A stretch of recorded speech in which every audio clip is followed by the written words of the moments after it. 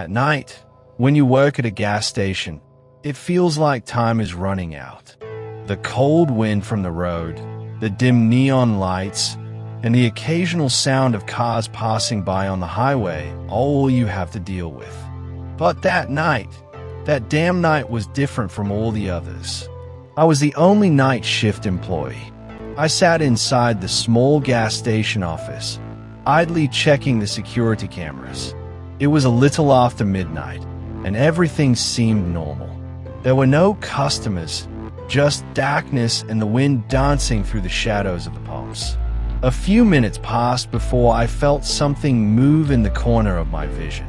I turned and looked out the front window of the office.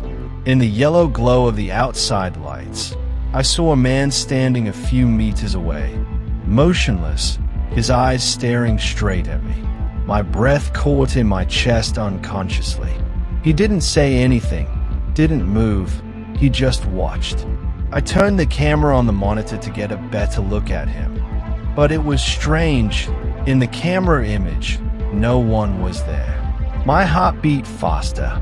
I approached the glass, but just as I looked up, the man was standing right behind the glass. I screamed and jumped back, but it was as if he hadn't moved. He was still there, but now his face was clearer. His skin was pale, his lips were cracked, and his eyes, staring and empty, as if the life had been sucked out of them. Suddenly, the lights of the gas station started flashing. The camera monitor was filled with noise, and the image was distorted. My breathing was heavy. I picked up my cell phone to call the police, but there was no signal. I closed my eyes, trying to think. But when I opened them again, the man had disappeared. I breathed a sigh of relief, but a sense of dread grew inside me. I couldn't explain what I had seen.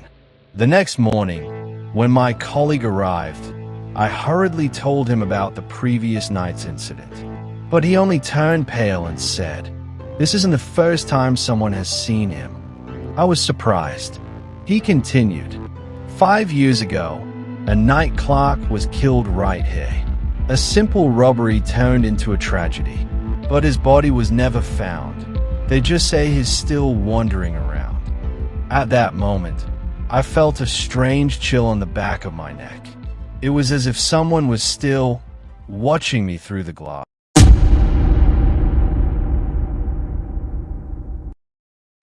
Night shifts in hospitals always have a strange feel. The cold silence of the hallways, the dim lights, and the sound of tired footsteps as nurses shuffled between rooms. But that night was going to be one of the worst nights of my life. It was around 2:30 in the morning. I was checking the emergency room, making sure everything was in order. Most of the patients were asleep, except for one or two who were tossing and turning restlessly in their beds. Everything was normal, but I had an uneasy feeling inside me. I paused as I passed one of the beds. It was bed number 32, but what I saw stunned me. There was a patient lying on the bed, but his name was not on the admission list. His face was pale, his eyes staring at the ceiling in horror, as if he saw something I couldn't. I held my breath and hurried back to the nurse's station. I asked my colleague, "Who's the patient in bed 32? Why isn't he on the list?" He looked up and looked at me in surprise. "Bed 32? That bed is empty." A cold feeling took over my whole body. I turned back to the bed. The patient was still there. His hands were clenched into fists and his lips were moving. I moved closer and asked in a shaky voice, "Are you okay? What's your name?" The man turned his head with difficulty and stared at me with terrified eyes. Then his lips moved and he said in a muffled voice, "They're coming." Something froze inside me. Suddenly, the lights above the bed dimmed and brightened several times.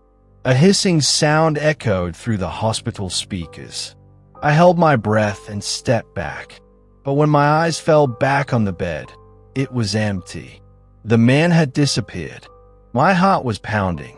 I quickly pulled back the bed curtain, looked at the floor, but there was no sign of him.